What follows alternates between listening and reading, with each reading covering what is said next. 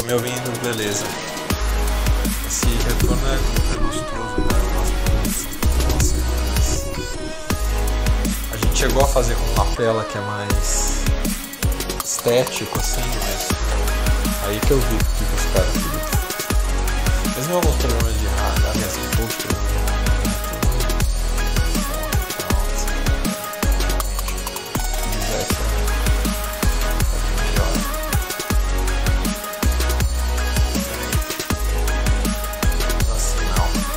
Por isso que eu falei, demorou um pouco pra começar. Porque como ele faz stream para várias plataformas simultaneamente, ele tem que estabilizar o sinal. Aí ele tá rodando já.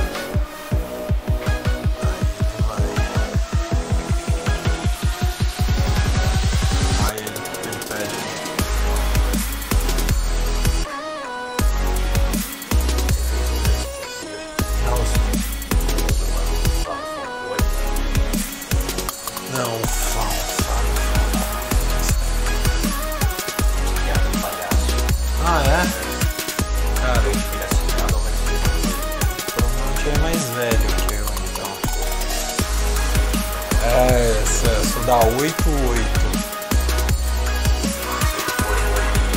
Não, que é a 88ª turma. Eu me formei em 2000. Ah, tá, eu nasci em 81. Deve ser mais um pouco mais velho. Eu fui direto ao colégio também, então ele deve ter tido esses três.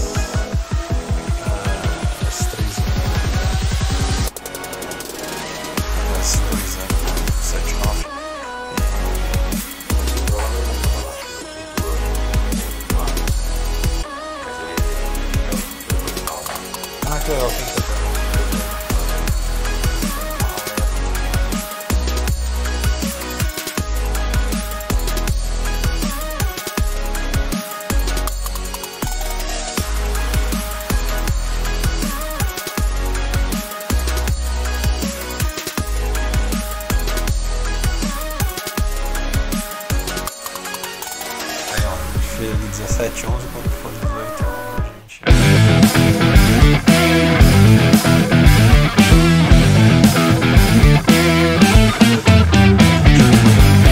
Fecha. Fala pessoal, bem-vindos a mais um episódio do podcast da Mancini, podcast sobre saúde mental, relacionado ao comportamento, relacionamento, tudo sobre comportamento humano. E no episódio de hoje, incrível, nós temos um Mágico Malherbe. Muito obrigado pela tua presença, estou muito feliz que você está aqui, cara, muito obrigado. Obrigado a você pelo convite, um prazer. Assim, às vezes eu falo umas coisas para as pessoas que eu sinto que as pessoas me olham estranho, só que as pessoas não entendem, e uma delas é essa coisa de que o mágico é um cara que sabe coisas que a gente não sabe. Ele tem uma sabedoria que a gente não tem sobre tudo, sobre a vida. Ele tem. Nós vamos conversar sobre isso, mas assim, eu acho que o mágico é um cara que a magia do mágico começa no olhar, não é?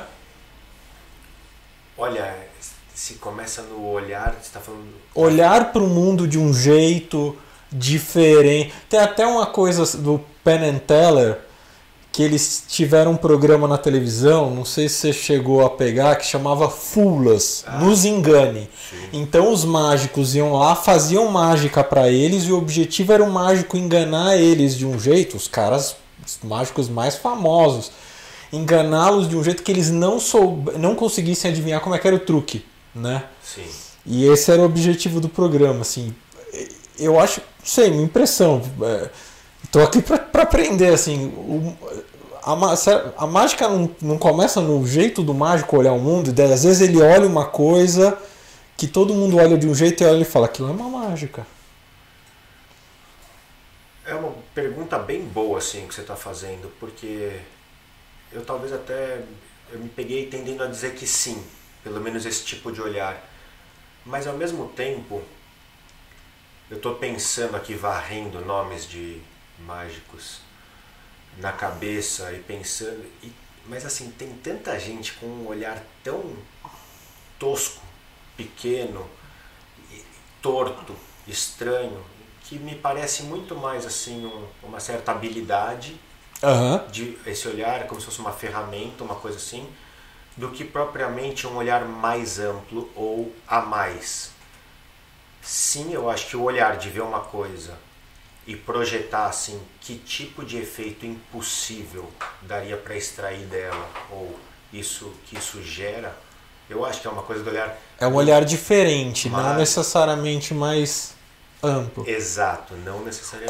Como o artista de outras áreas, né? Por exemplo, tem atores, cantores, autores talentosíssimos e sabidamente terrivelmente cafajestes, né? Ou até sabidamente pessoas ruins, né?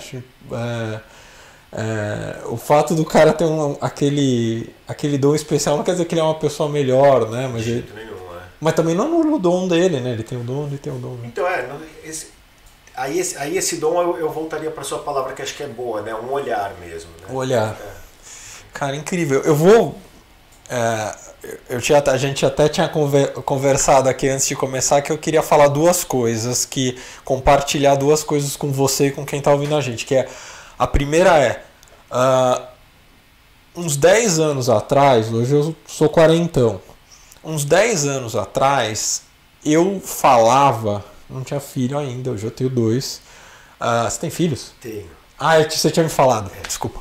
Eu tinha falado que naquela época, trintão, eu achava que eu tinha a sensação já há bastante tempo de que eu não ia ter mais aquela sensação de encantamento que eu tive na infância, sei lá, primeira vez quando eu vi a chuva, primeira vez quando eu vi o mar, primeira vez que eu vi fogos e artifícios, o primeiro beijo, primeira transa, né? Aquela coisa que você fala, eu não sabia que isso existia, ou se sabia que isso existia, eu não fazia a menor ideia de como que era incrível isso. Antes de ter meus filhos, eu tive depois de falar isso, antes de ter meus filhos, eu tive uma situação em que eu fiquei maravilhado, assim, que eu me lembrei que era como se eu fosse criança. Foi no Circo du Soleil, em Las Vegas, no Fazia muito tempo que eu não me sentia daquele jeito. Assim, a capacidade daquele espetáculo me deixar totalmente... Eu não sabia que existia, eu não sabia que isso era possível, assim, foi muito prazeroso, eu nunca esqueci.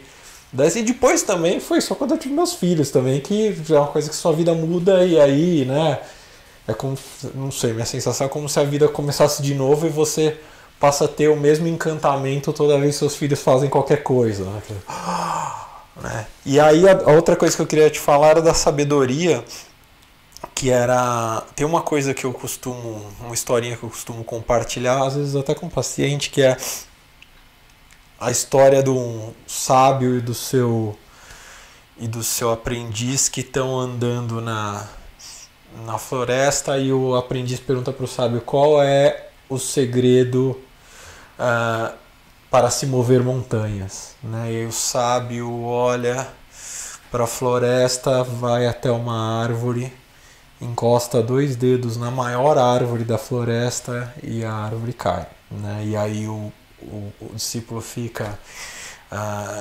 surpreso e senta em posição de meditação e passa ali dias meditando, né, para tentar entender aquilo que aconteceu. Num determinado momento ele abre os olhos, olha para a árvore e vê que a árvore estava podre por dentro, né? Ela estava tomada por uma praga, né? E aí ele entende que o poder de mover montanhas não é você ter a força para derrubar uma árvore com 2 dedos, mas a sabedoria de olhar dentro daquela floresta com a árvore que está podre, né? Que vai cair se você encostar os 2 dedos, né? E isso acho que tem a ver até com a primeira pergunta que eu te fiz, né? Do olhar, né? Então eu vou depois de falar tudo isso, eu vou fazer aquela pergunta idiota. E aí, como é que você virou mágico? Olha, Antes de entrar na sua pergunta, eu queria comentar as suas histórias, né? Esse maravilhamento, acho que é o grande objetivo do ofício, né? Não só do mágico, mas você vê do circo, por exemplo, propriamente também. Eu tive uma experiência em 2002, eu fui ver esse mesmo espetáculo em Las Vegas. Fui fazer um curso lá e assisti todos os mágicos que estavam em cartaz e assisti 2 do circo, né? E um deles foi esse. E você descreveu o meu maravilhamento também, uma coisa que me atravessou numa fase. Bom, a gente viveu a mesma idade, a gente nasceu no mesmo ano, né? Uhum. Então, 22, assim, foi intenso. 22 anos de idade. 2002, 21 anos. Né? 2002, isso. E como você descreveu, você falou assim, é como se aquilo eu estivesse vendo pela primeira vez, como uma criança que experimenta uma coisa pela primeira vez e essa primeira vez ter a relação com o maravilhamento quase de causa e efeito. E aí na sequência você contou essa outra história muito boa que eu não conhecia, né? E que na hora que o discípulo fez a pergunta, aquele instante nunca tinha acontecido. Então o cara teve que reconhecer uma coisa que não é que ele já conhecia, não era reviver a primeira vez que andou, era assim, como essa paisagem aqui, né? Sim. E assim, ó, pra mim tá fácil que eu nunca tinha vindo nesse consultório, eu tô sentado nessa poltrona pela primeira vez, tô te vendo fisicamente pela primeira vez também, né? Você já tá mais habituado com esse ambiente, mas esse momento mesmo ele nunca aconteceu. De alguma maneira a gente tem o hábito de, assim, sei lá, falar, não tem um maravilhamento presente, como se virasse as costas para um possível maravilhamento. Mas me lembrou uma história, é isso que eu ouvi do Célio Amino contando sobre um mágico, Doug Henning. Parece, ele era britânico, o grande mágico nos anos 70 no mundo, assim, que o que chegava mais longe, de maior alcance. E parece que foi fazer uma apresentação para uma comunidade esquimó. Caramba! Terminou a apresentação, o público estava ali contente, mas não muito entusiasmado, não teve os aplausos que ele estava acostumado, assim. E ele ficou lá e depois conversando com o Cicerone, ele falou que como que o pessoal viu assim, por que não colhia as mesmas reações, né? Ele falou, olha, você fez ali aparecer umas pombas do nada, foi bonito tudo, mas a gente vê toda a estação, aparecem as focas, depois elas desaparecem. E aí você fez aquela bolinha voar, mó legal, só que a gente vê, aparece voando ali, fica uns 5 meses o sol. E aí o Doug Henning depois palestrava sobre isso, falando que lá onde eles reconhecem a mágica de tudo que a gente não sabe e faz parte, a figura do mágico profissional, ela é menos necessária, assim. Interessante. No sentido de que a mágica, como ela pega uma via do truque, de uma habilidade, de uma arte, ela eu acho que quase que é um choque na direção de um maravilhamento que se a gente vivesse de outro jeito talvez não fosse tão... A quebra da racionalização, né? Que a gente tem muito essa coisa, né? Eu sei de tudo, e se não sei, me explica direitinho que eu vou entender. Isso é uma coisa que acontece muito na medicina, né? E não por maldade, por uma questão cultural. As pessoas elas têm muito esse hábito de falar assim,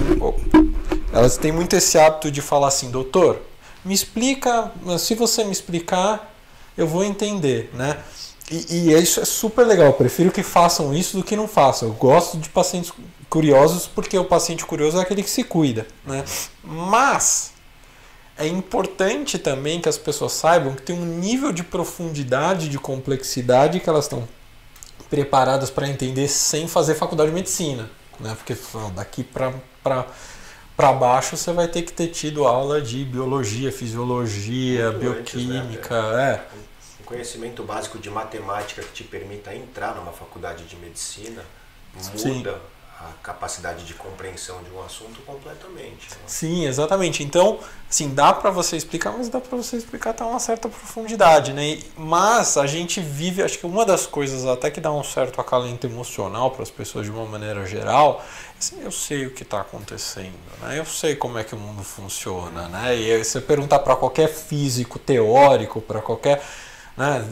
Pega os Stephen Hawking da vida, vocês vão falar, meu amigo, você não dá missa, você não sabe nem a metade, né? E eu acho que dá uma certa... Um artista que traz essa quebra de te mostrar o quanto que você não sabe o que está acontecendo, dá um certo alívio, né? Porque é uma posição muito travada essa de eu sei tudo, né? Eu sei tudo, eu racionalizo tudo, né? É só me explicar que eu entendo, né? Não, eu te engano direitinho da sua cara. Até eu, né? Né? É muito interessante. Você estava falando sobre o que é o papel social do mágico, né? Aham. Não é um coletor de alimento, não é um cuidador diretamente, né?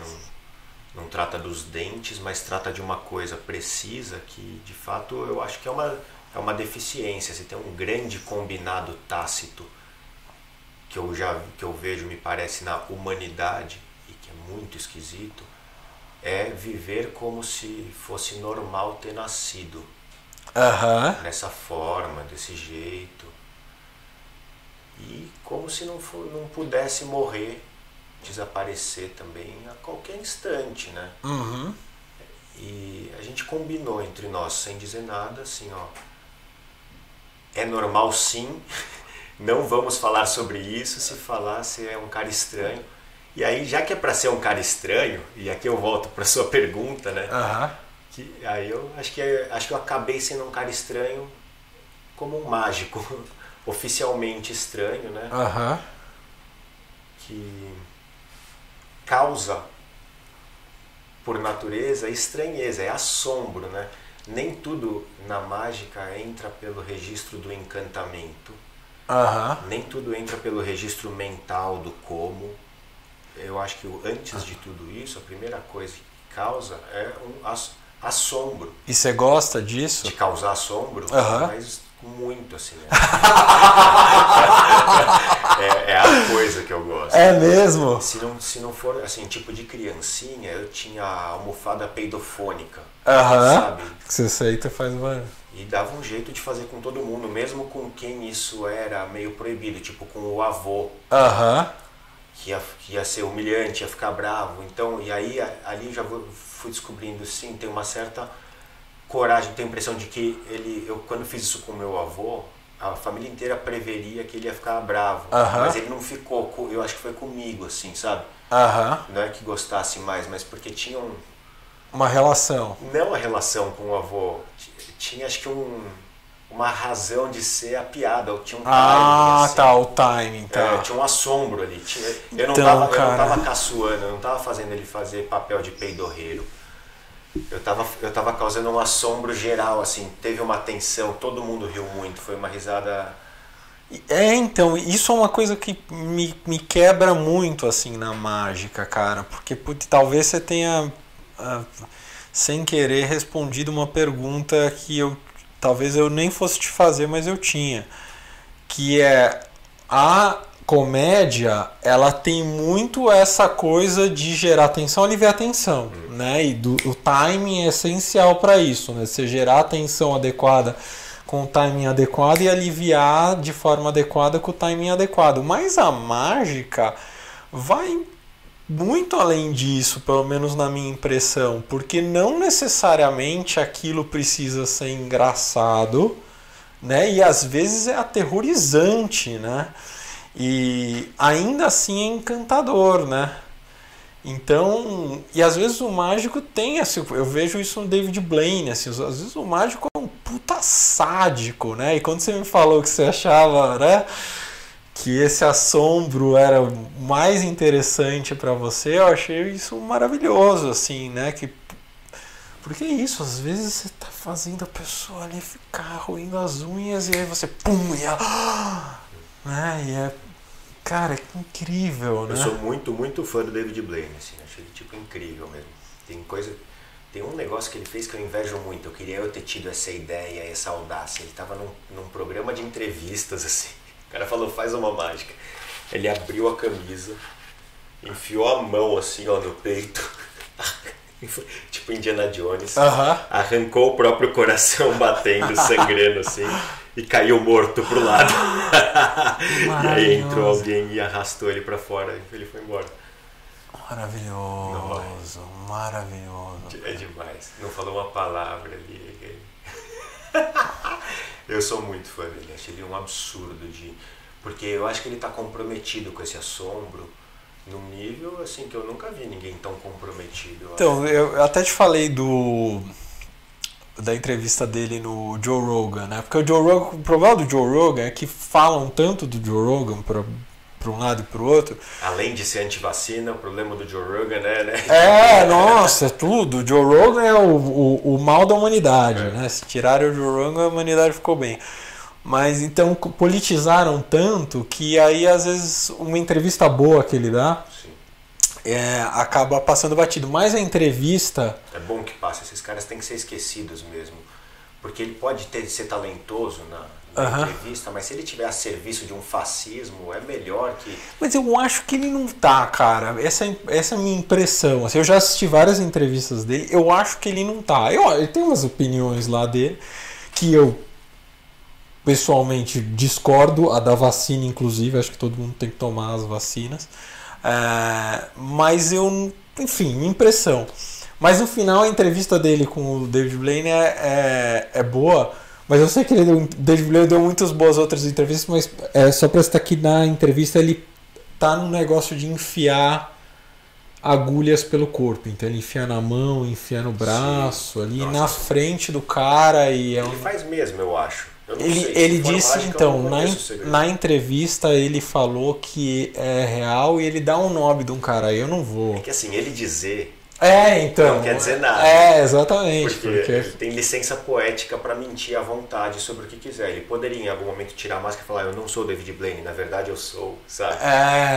Sim. Agora, ele dizer que é verdade faz parte pode fazer parte, mas eu acho, tô te contando aqui, eu não conheço o método que ele faz pra isso. Eu acho que ele atravessa mesmo. Ele cita um cara lá que, segundo ele, também fazia de verdade, mas que fazia no abdômen e que morreu. Mas que fazia e que acabou morrendo porque acho que o cara achava que ele era imortal, sei lá, né? Assim, tinha essas coisas. Que tem essa coisa também. Qual que é o limite, né? Não tem, né? O limite é até onde vai o voo do Ícaro, né? Você está falando do David Blaine? Não, de qualquer um, do Houdini, do... O Blaine mesmo, eu acho que ele já ultrapassou uns limites, né? Aquela TED dele, que ele conta sobre como foi o processo de entrar no Guinness de apneia. Você assistiu? Eu não assisti a TED, eu assisti o especial dele. Sim, só que é sobre isso, eu não vi o especial. Eu assisti o especial. Mas não é só que ele entrou, parece que ele ultrapassou muito o que era o recorde, né? E ele fez o treinamento dos Navy SEALs lá americanos, em que você mergulha junto com o mergulhador, os caras te seguram embaixo d'água até você desmaiar embaixo d'água e depois te sobem para você acordar do desmaio lá em cima, para você conhecer afogamento guiado. E aí? Tô fora.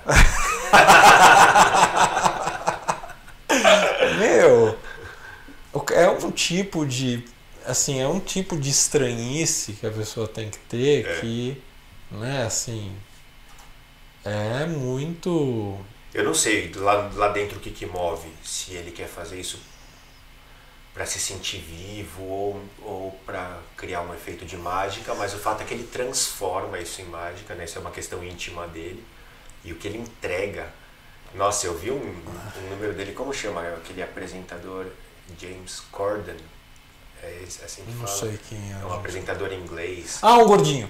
Que Sei anda no carro com o Paul McCartney. Sei, que canta no carro, na Carpool Karaoke, é o nome do segmento lá do programa. Mas eu sei quem é. E ele levou o David Blaine e eles entraram num aquário com água. E quando acabou o fôlego do Corden, o David Blaine pediu, por mímica, eu acho, um papel, um lápis, escreveu lá, me traz vinho.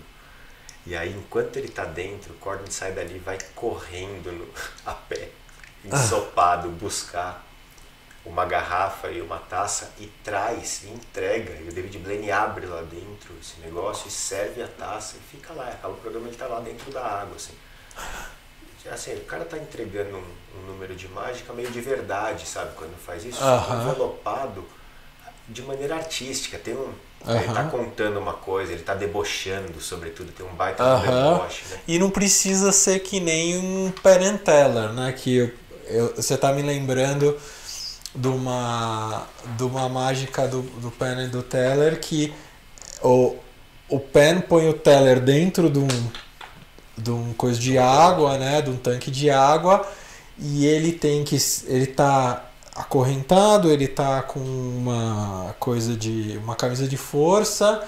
Sim. E ele tem que se soltar de tudo, pegar um baralho e achar a carta que o outro sorteou. E aí ele tá lá se afogando, tal, tentando se soltar e não consegue se soltar. Aí ele pega uma carta e coloca assim, dele, não é essa carta. E ele se afogando e tentando achar a carta e colocando várias cartas, e vai ficando engraçado, porque ele vai morrer e ele morre, né? E o final da mágica mas é sempre do jeito que eles fazem, é sempre muito espalhafatoso, muito cômico, né? Não tem uma coisa. E depois o cara aparece vivo e recebe as palmas, né? Não é que nem o David Blaine, que é mórbido, né? É mórbido, sim. Ele tem um prazer. Ele come vidro, ele pega um Já vi, ele morde, né? Isso é muito legal, né? Você conhece o The Amazing Jonathan? Não. Nossa, espetacular. Ele faleceu agora em 2021. E ele tinha um show, acho que era de comédia em Vegas, só que era mágica, só que cômica e muito bizarra, muito assim. Em um momento ele pegava um pote de uns 5 litros de um pó branco, inalava em 3 segundos com um canudo, e aí tinha um surto maluco no qual ele bebia 1 litro de Listerine, enfiava uma furadeira no olho, arrancava o olho, punha na boca, tirava de novo, colocava no olho, enfiava Listerine pela orelha e cuspia pela boca, um negócio assim, sabe? Tipo, tudo isso em 10 segundos. Nossa. Maravilhoso.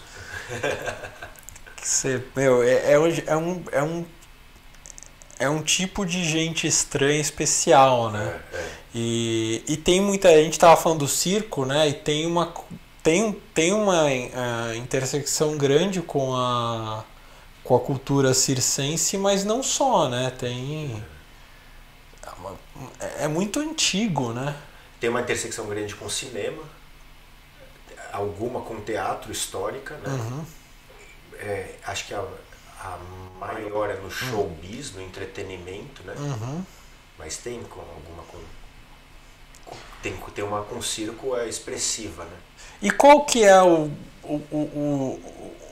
2022 da mágica? Você tá com um espetáculo, não é? Tô com um espetáculo. Tá. Onde que é o espetáculo? Aqui em São Paulo. No Teatro Alfa. Com o Flávio Tris, que é maravilhoso, beijo. Com o Flávio Tris, que é maravilhoso, beijo. Ele é um super querido, super querido. E num passe de música. Isso, o espetáculo chama Num Passe de Música.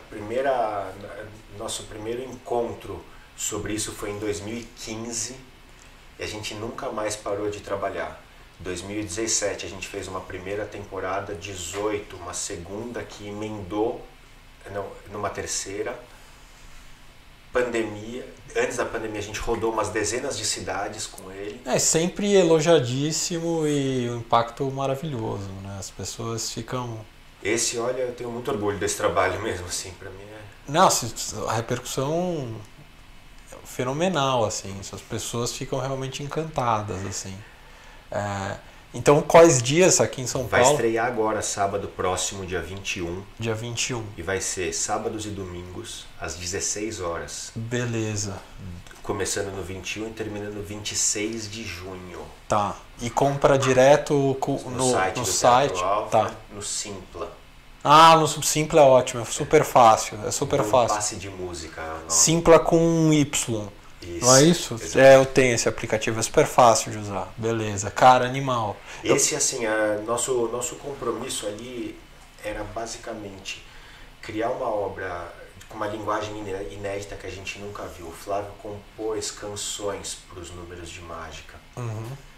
E dessa iniciativa a gente acabou compondo coisas juntos, número canção, assim, que não dá mais para saber ele na mágica De onde e na veio? música, eu nas duas coisas ali juntos. Então a nossa ideia é que o público pudesse sair sem saber dizer se viu uma obra de música ou de mágica. Maravilhoso. E enquanto tá lá, é provocar aquele som do assombro. Um som que vem, que a pessoa de qualquer idade emite sem ter planejado. Ela se ouve em tempo real emitindo a coisa em reação a uma coisa que está vendo, ouvindo, né? E humaniza, né? Humaniza porque todo mundo da mesma idade está emitindo a mesma reação e você está num lugar grande, cheio de gente tendo a mesma reação que você. Você nunca vai ter isso dentro da sua casa, você nunca vai ter isso assistindo streaming, você nunca... Quando você sai desse tipo de situação, você sai com a alma alimentada, é um outro tipo de experiência. É impossível ter esse tipo de experiência dentro de casa, impossível. Eu concordo plenamente. É maravilhoso, maravilhoso. Cara, incrível. E o Flávio, ele tem ele tem um background, um conhecimento de jazz e além da música brasileira, claro que ele é expert, ele tem um conhecimento de jazz, um conhecimento de música francesa que é perfeito para esse tipo de situação, né? A gente cria um ambiente como se fosse dentro de uma sala, possivelmente Belle Époque, assim, nunca falamos sobre isso, mas acho que... É perfeito pra isso, é perfeito. Cara, que legal. Eu tô vendo que você tá com uma moeda. Eu tô sempre com uma, na verdade eu tenho bem mais do que uma, né? Tá. E isso é uma moeda... Essa é uma moeda mesmo, ela foi... bate uma na outra, assim, ó, o somzinho da própria aqui, isso. Tá. E você faz vários... Você é desses caras que anda com as coisas e... Eu ando com isso aqui porque você tira do... Eu tô treinando uma coisa que exige memória muscular e uns calos nos locais precisos, ó. Você enxerga esse calo aqui, sim, ó. É ele que eu tô formando. Eu preciso andar com ela para administrar a formação desse calo, porque só com ele formado eu consigo fazer certos efeitos. Eu tinha uma coisa que eu tô treinando, ele só vai sair quando o calo tiver. Ele sobe sem... aparece no meio do nada. Eu tinha... Se tiver aparecido, a gente tá ao vivo, né? Sim, não, mas você pode fazer para aquela câmera ali. Não, mas isso eu não vou fazer o que não tiver treinado. Tá. Eu tinha um orientador na faculdade, ortopedista, e ele opera, né? Ele opera tumor, né? Então tumor ósseo, tal, um negócio super difícil, né?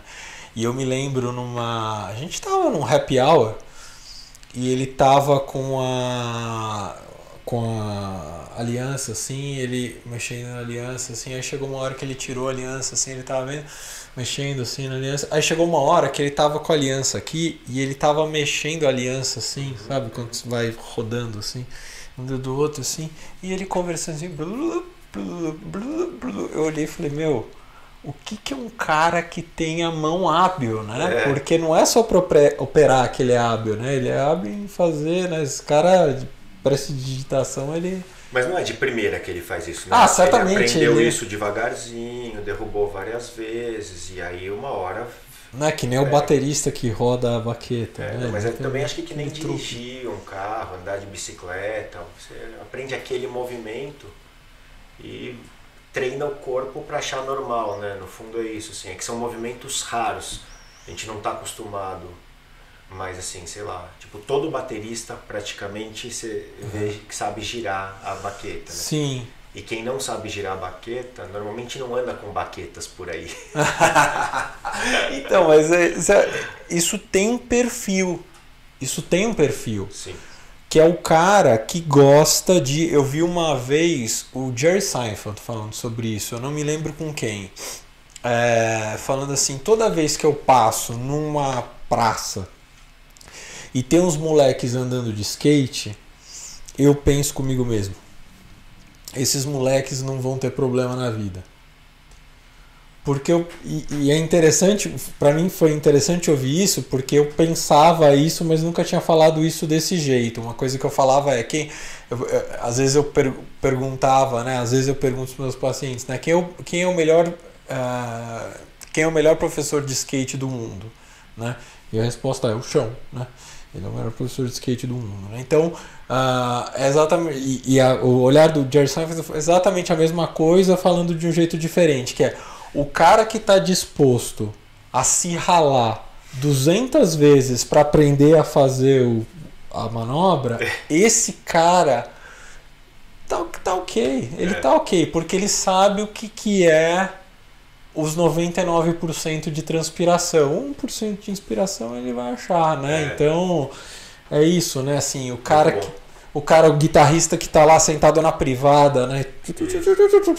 No banheiro, né? Tipo, esse cara aí, deixa ele que ele vai chegar, né? Ele vai... E como é que você acha que a mágica tem alguma interferência nos teus relacionamentos? Por exemplo, nos relacionamentos com os seus filhos, o seu relacionamento com a sua família, o seu relacionamento com os seus amigos, o seu relacionamento com uma pessoa que você acabou de conhecer? Eu acho que sim, sem dúvida nenhuma, especialmente já pelo assunto do início, que é o olhar. Seja o olhar que provocou a minha adesão a esse ofício, seja o que foi cultivado por eu só fazer isso da vida, ou a somatória, e isso acaba que me constitui, né? Teve um momento ali que até um amigo mais velho me falou, olha, assim, você vai ser mágico, é um negócio que fala alto, né? Você vai ter que se encontrar para o mágico não te engolir, vai ter que saber quem é você também, assim, né? Caramba, meu! Bem em 2002, antes de eu ir para essa viagem aí, né? Doido. Doido demais, cara. Porque fala alto mesmo, né? Então mas eu tava no cursinho nesse momento. Mas você acha que o mágico, o teu lado mágico, você acha que ele tava na tua sombra? Assim, eu conheço, a gente se conheceu presencialmente hoje, mas eu conheço o seu trabalho e nós temos vários amigos em comum. Verdade. Né? Então, a minha impressão de você é de um cara que os seus amigos, olha só como a gente forma a opinião das pessoas indiretamente, né? Nunca ninguém me falou isso, mas a minha impressão de você é de um cara que os seus amigos de infância, na hora que você falou, eu vou seguir a carreira de mágico, as pessoas falaram óbvio, né? Muito interessante. Mas não sei se foi isso que aconteceu. Olha, pensando agora, nem eu sei. Vou seguir a carreira. Falaram óbvio. Pô, eu vou sair perguntando. se um total de quantas pessoas isso chocou, né? Né? Porque assim... Eu chutaria que para os meus pais, num primeiro momento... Teve um medo, um choque para ver o que era isso, mas assim que eles perceberam que eu estava motivado... Porque assim, ó, a hora que eu encontrei a mágica, já adulto, eu era estudante de Direito. Foi onde eu conheci o Flávio, inclusive. Você conheceu o Flávio na faculdade. De Direito, Caramba. Em 2000. Então, quer dizer, quando você estava na escola, você não era um cara da mágica. Quando eu estava na escola, o que eu queria fazer de profissão era no esporte. Eu queria jogar squash. Tá. Só que, assim, não adianta só treinar. Você tem que treinar e ter uma aptidão. Não rolou, né? Tá. Nem de longe. E eu não queria nada, não me interessava por nada das outras coisas, assim, embora sempre tivesse esse olhar um tanto estranho de falar por que a gente está falando disso sem mencionar aquela parte invisível e presente, né? Cara, squash é um esporte muito violento, não é? Não vejo não violência. Tem assim uma explosão física? Sim, não, muito. É um esporte de explosão. É um desgaste calórico enorme. Tá. Interessante. Interessante, é. Eu pirava ali, ficava ali, treinava muito, assim, muito. Uma entrega grande. Ficava ali. Cara, que incrível. E aí você entrou na faculdade de Direito e falou, isso aqui é a cura da insônia. Aí a hora que eu vi que não ia, eu não tinha mais pensado o que era, fui procurando o que fazer, fiz uma orientação vocacional que me levou para 6 opções, todas elas que tivessem alguma comunicação. Eu acho que eu estava um pouco revoltado porque o squash é um esporte muito pequeno.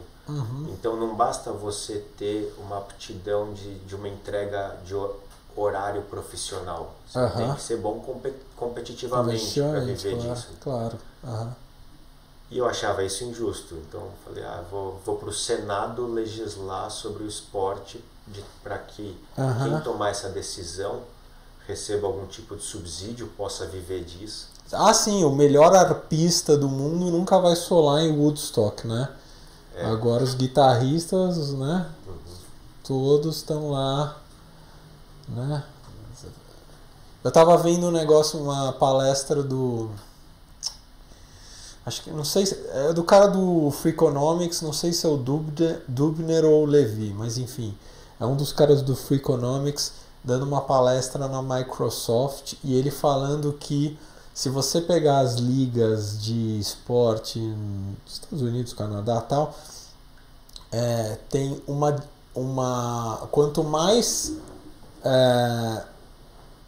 quanto antes você faz aniversário no ano, maior a chance de você ser um profissional daquele esporte por causa do corte que eles usam para a idade. 6 meses mais velho que o seu competidor. Quando você é criança, você tem 10 centímetros a mais, sei lá quanto, e você é mais forte e tal, não sei o que. Então, ele falando dessas assimetrias, né, que te levam para um lado e para o outro, né? E hoje, como é que a mágica te ajuda a lidar com essas injustiças do mundo? Porque o mundo Então, primeiro que eu fui para esse caminho pensando no direito para isso, vi que não tinha, era um labirinto sem fim, beco sem saída completamente, só que dentro daquilo a mágica chegou atravessando, porque eu arrumei um estágio no Tribunal Regional Federal e um estagiário, meu colega, Tiago Borges, também aluno lá do mesmo curso de Direito, só que mais velho, era mágico por hobby, ainda é. E o cara pegou elásticos de escritório, me mostrou um número, e aí eu vivi o tal do maravilhamento. E lembrei de tudo, do meu tio Zé, que tirava a moeda da minha orelha quando eu era criança e nunca contou o segredo. E falei, você faz isso, eu quero fazer isso, eu preciso fazer isso, eu quero... Só que o cara não quis me contar, porque é segredo, né? Secreto. Mostrou, e eu, pentelei por um bom tempo, assim, sabe? Não contou, acabei deduzindo uma maneira de fazer o mesmo efeito, só que não era uma maneira boa, era uma maneira que entregava o segredo. Falei pra ele, se eu não souber a boa, eu vou fazer a ruim, todo mundo sai perdendo, me ensina a boa, ele ensinou. Chantageei. Cara. Mas é porque eu tava precisando fazer aquilo. Eu nunca tinha me interessado assim por nada que não tivesse sido a primeira vez que a musa sorriu pra você. Exatamente. Que legal. E aí o resto é uma continuidade, parece. Ela é uma coisa que desemboca num passe de música. Tem efeitos que estão me chocando desde aquele instante, né? Você ainda tá vivendo aquele instante, né? Aquele instante assim, se estendeu pro resto da sua vida. E ele é uma onda, ele carrega, porque aí, assim, parece que eu não preciso fazer muito esforço. No squash, se eu treinasse 10 horas, o meu parceiro treinasse 10 horas, eu avançava um passo e ele 20. E na mágica eu sinto que eu avanço os meus 20 se eu treino 10 horas, sabe? Funciona comigo. Cara, que genial, cara. É bem legal isso, né? Não, e hoje, a mágica hoje mais necessária do que nunca, né? Que foi uma coisa que quando entrei em contato com você foi uma das coisas que eu te falei, né? Assim, que eu achava que a gente devia falar sobre mágica porque mágica é muito, hoje em dia a mágica é muito necessário, né? Então, com essa coisa de pandemia, com essa coisa de guerra, com essa coisa, né, de polarização, né? Assim, a gente entender de que forma que a gente primeiro pode unir mais as pessoas e depois como é que a gente pode fazer pessoas que estão com um cabresto expandirem sua visão de mundo, né? Quebrar essa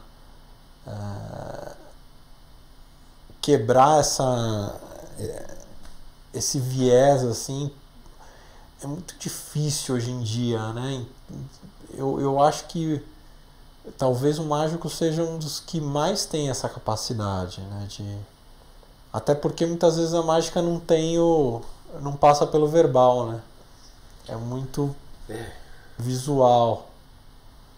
É muito maluco mesmo, assim, do jeito que você coloca, é a mesma viagem que eu tenho, assim, eu e você, acho que a gente pensa sobre mágica com o mesmo olhar, com a mesma função cósmica, né? Sei lá, uma coisa assim.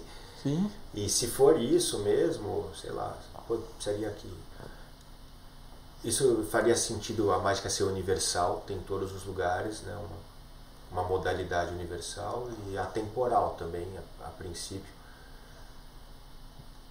Eu não tenho ideia de quando começou, né? Tem registros da mágica como performance, como expressão artística, não é uma coisa tão antiga, mas sei lá, imagino não, mas no medieval já tinha, não tinha? Então, mas é que o medieval é novo, né? Você pensa no neolítico, sim, não, acho que... um cara que soubesse fazer uma faísca. Você sabe que essa é uma das coisas interessantes, né, cara? Porque esse pessoal que estuda, né, os paleontólogos, né, uma das coisas que fez muita diferença para o Homo sapiens, né, e a gente está falando disso de 200 mil anos, que é o Sapiens Sapiens, foi a descoberta, o domínio do fogo, né? Porque se você pegar um gorila moderno, o gorila passa 6 a 8 horas por dia mastigando. Ele passa grande parte, a maior parte do tempo que 6 a 8. A maior parte do tempo que ele está acordado durante o dia, ele está mastigando. Folha, grão, coisas. Ele é completamente herbívoro, né? Ele é herbívoro. Então ele gasta muito tempo mastigando e não sobra tempo para fazer outras coisas, para inventar ferramentas, desenvolver linguagem, essas coisas que o Homo sapiens fez. Então um dos grandes saltos do Homo sapiens foi a descoberta do fogo. Se você pegar alimentos cozidos e dar para animais que não têm o domínio do fogo, eles preferem o alimento cozido ao alimento cru. O animal come o alimento cru, carne inclusive, porque ele não sabe cozinhar, não é porque ele prefere cru. Né? Então, o Homo sapiens teve... E aí, na hora em que ele pega de 6 a 8 e diminui para 2 horas, né? Então ele acaba tendo 4 a 6 horas por dia para desenvolver linguagem, desenvolver ferramentas, desenvolver estrutura social. E isso foi um dos grandes lances do desenvolvimento da humanidade, né? Isso e o desenvolvimento da linguagem, né? Então, o fogo tem essa... O fogo é um negócio realmente, assim, é realmente muito maluco, porque é uma transformação de energia, uma energia potencial que está aí em oxigênio invisível e algum combustível que tem o combustível, o comburente, o cara precisa juntar esse negócio e dar uma faísca, então, né? Ele passa a transformar automaticamente. E de alguma forma o fogo já devia maravilhar o Neandertal para que isso... Para ele se aproximar quando viu, né? E falar, meu, que eu quero saber como é que foi isso aí. Porque... É um absurdo. Porque isso também, o fogo, também permitiu que o Homo sapiens descesse das árvores. Porque qualquer pessoa que já acampou no meio do mato, já sabe que você acampar sem fogo é um negócio muito perigoso, né? No chão, né? Então também... Então, cara, isso, essa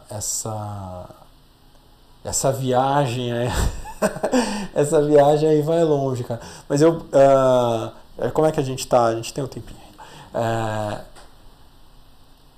Só como parênteses, o fogo, pra mim, é o elemento na mágica. Você usa muito fogo na mágica? Eu uso bastante, usaria mais até, por mim, mas tenho que me controlar. Mas uso bastante de tipos diferentes, em momentos e justificativas diferentes. E tipos de fogo mesmo. E pra mim, assim, só dele existir, se eu pudesse só pegar esses tipos de fogo de mágico, que é uma combustão completa, né? O que está queimando vira só luz e calor, não tem fumaça nem cinzas. Que incrível. É muito incrível. Então ela só vira luz, calor e depois mais nada. Isso por si só causa. E isso, assim, potencializado por uma estrutura dramática de um número de mágica, dramatúrgica, né? Que culmina nisso, é quase 100% das vezes capaz de provocar uma reação coletiva de voz. O assombro. O tal do assombro. O assombro do fogo, né? Então, mas se você chega a, quando você vai elaborar assim, a mágica, pensar no que vai dar, por exemplo, medo nas pessoas, porque eu imagino, voltando à questão de o quanto que os seus amigos se surpreenderam que você virou mágico. Eu não gosto do virou, mas enfim, né? Assumiu. Exatamente. Transicionou. Então, porque a minha dúvida é assim, será que você assumiu uma parte que era predominante da sua personalidade, ou será que você assumiu uma parte da sua personalidade que estava escondida, que estava na sombra? Você assumiu a sua sombra, aquele lado obscuro, né? E aí na hora que aquele lado obscuro vem à tona e é incorporado, todo mundo se surpreende. Nossa, eu não conhecia esse Malerme. Não, acho que foi o contrário. Era o que estava na frente, né? E quando você vai fazer os números, você vai bolar os números, você às vezes pensa assim, o que vai amedrontar as pessoas, assim, porque às vezes tem umas mágicas que são... Elas evocam um pouco dessa coisa meio até de bruxaria, né? De coisa de... Você chega a ter esse racional ou é só não? O que vai... Dentro de uma construção, o que eu mais gosto mesmo na mágica é de construir espetáculo long form, né? Perto de 1 hora, que seja híbrido de mágica com alguma outra linguagem. Nesse caso é de música. Teve um espetáculo que eu fiz em dupla com Célio Amino, que foi dirigido e escrito pelo Pedro Granato, que é um diretor de teatro. Conheço Pedro. Conhece. E era o Grande Mágico Mistério. Basicamente eu fazia o papel de um mágico velho, um tanto decadente. O espetáculo acontecia dentro da minha sala, cujas paredes eram cartas, e tinha poltronas e ursos de isopor enormes e cartolas para todos os lados, baú. E o Célio fazia um moleque que começava no público, levantava e questionava, eu conheço essas mágicas, tudo aí eu tenho aqui no meu multicomputador, que era tipo um tablet, assim. E ele vinha pro palco e o multicomputador dele desaparecia e a gente começava uma relação que depois chegava numa transmissão. E era a hora que ele começava, em vez de responder tudo, a fazer perguntas, se interessar, eu mudava desse mágico que estava performando isso para um relaxado, até que eu sentava numa poltrona para ler o jornal, enquanto ele já estava tirando moedas do público, das orelhas do público, e eu desaparecia. Para não aparecer mais. Eu tinha desaparecido uma vez já durante no meio do espetáculo. e reaparecido no palco, e dessa vez era uma desaparição final com toda a semântica clara de ter morrido mesmo. Uhum. E era um espetáculo, inclusive, para crianças. Interessante. Causava um tanto assim, porque tinha uma trilha sonora inacreditável, feita pelo Fio Pinheiro. O Pedro colocou ali aquele capricho em toda a ficha técnica. Então, tudo dava um ambiente seguro para poder chegar e lá. Aceitar a morte teoricamente do protagonista, do solo. Era um solo que foi interrompido, mas aí depois virava em dupla, né? Uhum. Mas não sem medo, não sem emoção da morte, que é uma coisa que, querendo ou não, ela não toca na euforia, ela toca no medo, né? Ela toca, é um assombro, tem beleza, mas não é um lugar tranquilo e divertido, né? E eu acho isso fenomenal, cara, porque às vezes que é o que a gente tava falando do David Blaine, às vezes a gente tava, né, que é o que a gente tava falando de outros mágicos, que assim, é o cara que te coloca em contato com uma parte obscura da tua personalidade. Às vezes é uma parte sádica, às vezes é uma parte... Às vezes é o medo da morte, mas é de um jeito espetacular que é transcendental, né? Porque acho que esse é o grande lance da arte, né? A transcendência, né? E aí, na hora que você entra em contato com aquilo te traz esse momento transcendental e para quem está prestando atenção, ajuda a transcender. Sem dúvida. Cara, genial. Beleza. Malherbe, bom, primeiro, super obrigado. Foi genial como eu esperava que fosse, assim, putz, que legal conversar com um cara que é mágico, né? Então eu acho que essa conversa deu para as pessoas que assistiram entenderem que o cara é mágico, ele é mágico, entendeu? Essas pessoas que ele é mágico, o jeito de olhar dele, o mundo é mágico, ele é um cara mágico, é que ele faz mágica também, mas ele é mágico, né? E eu tá aberto aqui pra você falar o que você quiser, e mais uma vez divulgar o show, mas tá aberto pra você falar o que você quiser, assim, o recado que você quiser dar, porque o canal é de saúde mental, né? E de novo, né? Fico surpreso como alguém pode falar assim, mas o que mágica tem a ver com saúde mental? Absolutamente tudo a ver com saúde mental, né? Porque então minha última coisa que eu vou falar aqui, né? Que eu tinha esquecido de falar, me veio na cabeça quando a gente estava falando. Uma das coisas que está em estudo agora, voltou, né? Até no último podcast que foi, pra você ter uma ideia, o último podcast foi um neurocientista que trabalha com estimulação magnética transcraniana, um pesquisador da USP e tal, nosso último podcast. Uma das coisas que a gente estava falando era da psilocibina, que é aquela substância que tem no cogumelo alucinógeno e que lá nos anos 60 veio muito em voga, depois caiu em desuso e agora está voltando à moda, né? Vamos ver onde é que essa moda... Caiu em desuso não, foi sumariamente proibida, condenada toda a pesquisa. Né? Fecha tudo junto com o LSD e agora está voltando e estão vendo aí que bicho que dá isso aí.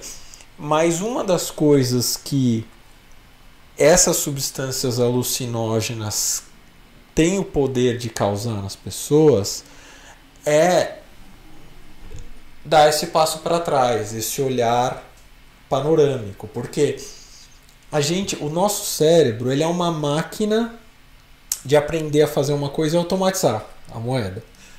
Aprender a automatizar. Então, quando o bebê nasce, ele não sabe nem enxergar. Isso. Ele vê, mas ele não enxerga, porque ele não sabe que um rosto é um rosto. A primeira coisa que ele aprende não é nem o rosto, é o peito. Ele aprende um peito é um peito, que é onde ele mama. Tá? Ele vai aprende a andar. Você deu o exemplo do dirigir. A gente dirige sem pensar, porque o cérebro automatizou. E aí uma das coisas que essas substâncias psicodélicas fazem é desautomatizar durante o efeito dela o cérebro a ver. Então ele começa a ver coisas que ele tinha se automatizado a não enxergar mais. Reais, concretas, ele fica muito mais sóbrio, portanto. Ele vê tudo, né? Porque para você conseguir ser funcional, você tem que focar, né? Liga o default. Mas você perde a visão, a coisa da maravilha, né? Então, e isso aparentemente, em determinadas situações, tem um efeito antidepressivo. Você vê a bigger picture, né? Só que aí, enfim, como são substâncias... Pós-traumático também. Pós-traumático. Mas como são substâncias complicadas, pode desenvolver dependência, pode desencadear outros transtornos mentais. É uma coisa que ainda está em estudo, porque, né, o remédio não pode ser pior do que a doença, né? Né? Agora, na mágica não tem essa. Você só tem efeito terapêutico, você não tem o efeito colateral, né? Você tem... salvo se for mexer com coisas perigosas. Só fica longe do fogo, não sentem na primeira fileira. Então, era essa última coisa que eu queria falar, porque eu me lembrei agora. Mas, cara, dá o recado que você quiser, fala o que você quiser. Mais uma vez, muito obrigado. Demais, eu que agradeço o convite. Foi uma delícia mesmo o papo, dá vontade de continuar várias das pontas dele, né? Vamos fazer isso oportunamente. Com certeza. E acho que do que eu ouço, do que você está falando, a relação que você faz com esse último podcast e a vontade de mencionar a psilocibina aí talvez tenha bastante relação com a mágica, no sentido de que com esse passo para trás parece que fica possível considerar o invisível. Se fosse possível isso, dentro de considerar o invisível, cabe uma vida que é muito menos estreita, cabe benefício da dúvida, cabe assombro, cabe não se levar tão a sério, cabe experimentar essa vida no tempo entre ter nascido e morrer, cabe encontrar o que tem, de onde está. Não tem uma receita, uma fórmula, né? Acho que dá para imaginar uma cena Simpsons, um mágico ali, tipo um Krusty, sabe? O palhaço. Ele vai lá e faz o show dele e quando sai é a mais pura decadência, assim. Não tem romantização em cima do operador da coisa. Mas se a gente falar sobre a mágica, ela choca nessa direção, ela promove isso. E o fazer humano que tem por trás disso é de uma complexidade de 200 mil anos de evolução pós-domínio do fogo. Segundo eu mesmo, porque não vai ter esses registros antropológicos de mágica aí, mas assim, pra mim eu não consigo conceber de ser diferente, sabe? Porque, sei lá, acho que tem que acontecer, a gente precisa, como você falou, que a alma receba esse tipo de alimento também, além dos outros. A gente não quer só comida, né? Com certeza. Cara, de coração, muito obrigado. Aí, deixa eu então enfatizar, né, esse convite para mim, assim, a gente trabalhou tanto nesse espetáculo que assim é difícil de pôr em palavras o quanto a gente insiste que o público vá assistir, né? Durou quase 1 hora e a promessa é de uma coisa diferente, de tudo e de bom gosto. Cara, fenomenal, eu estarei Teatro lá, com Alfa, certeza. sábados e domingos. Teatro Alfa, sábados e domingos. 21 de maio, sábado agora, até 26 de junho. 4 da tarde. 4 da tarde, todas as idades. Todas as idades. Isso. Simpla, com Y, S-I-M-P-L-A. Tem aplicativo do celular Já e tem... tivemos a oportunidade de apresentar só para crianças, já só para adultos, já só para terceira idade. Num todas passe as idades. de música. Num passe de música. Gente, muito obrigado. Até a próxima. Tchau, tchau. Valeu.